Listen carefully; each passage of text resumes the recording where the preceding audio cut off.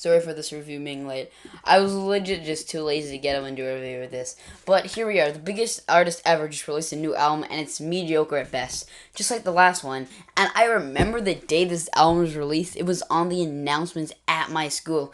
And later that day, all the girls invaded the library to listen to it during lunch. And a good 100 of them were just sitting to it, listening, and acted like it was like T-Pab for white girls or something. While, on the other hand, AOTY and Rate Your Music seem to have agreed that this is her worst album yet from the ratings. But I honestly am torn between the two ideas, because I don't think it's really that bad as people say it is. For starters, most of these songs sound the exact same for the whole album. Minor exceptions here and there, but we mostly get melancholic, saddish music with some pretty cool vocals here and there. But there were generally no good songs that seemed memorable enough.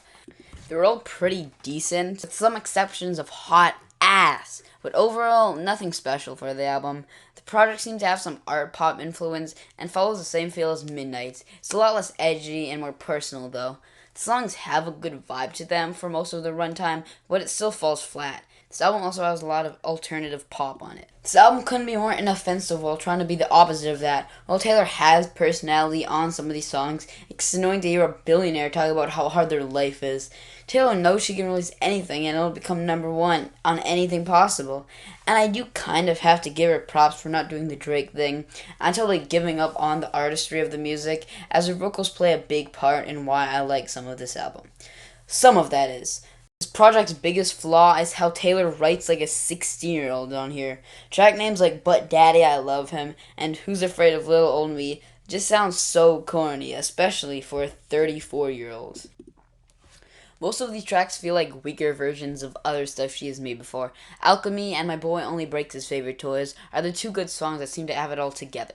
Fortnite and Fresh Out the Slammer both have potential to be something better, but fail at that. As for tracks like I Can Fix Them, we get 2 minutes of pure boredom that feels like double the track runtime. Not to mention how corny it is. Iomi, I don't know how you say it, has a really good piano part on it, but is wasted because of how boring the actual song is. And Florida had one of my favorite choruses on the album, but the song overall came off as a bit corny. But this album overall is very inoffensive, nothing special whatsoever, sadly. And I really do want to see Taylor make something genuinely good, because I was a fan of a lot of her music when I was younger. Now I'm not. But this album, pretty boring, you know. Nothing that interests me too much. And with only 2 good songs, I have to admit, this isn't anything worth listening to. Overall, I'm gonna give it a 59 out of 100.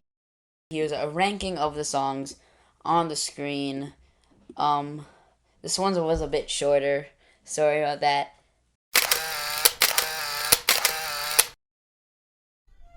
Yeah, man. Fuck that bitch Taylor Swift, man. She ran on my dog Yeezy, man. He made that bitch famous, man. That bitch made these shit, man. Fuck that white hoe bitch. We some black copy on life, man. Swag, yo. Hey, fuck Taylor Swift. Fuck Taylor Swift. Fuck Taylor Swift. Fuck Taylor Swift. Fuck Taylor Swift. Fuck Taylor Swift. Fuck Taylor Swift. Nigga, fuck Taylor Swift. She ain't got no hips. Suck her with my dick. Lying ass bitch. She ain't worth shit. Fuck Taylor Swift. Fuck Taylor Swift. Fuck Taylor Swift. Fuck Taylor Swift.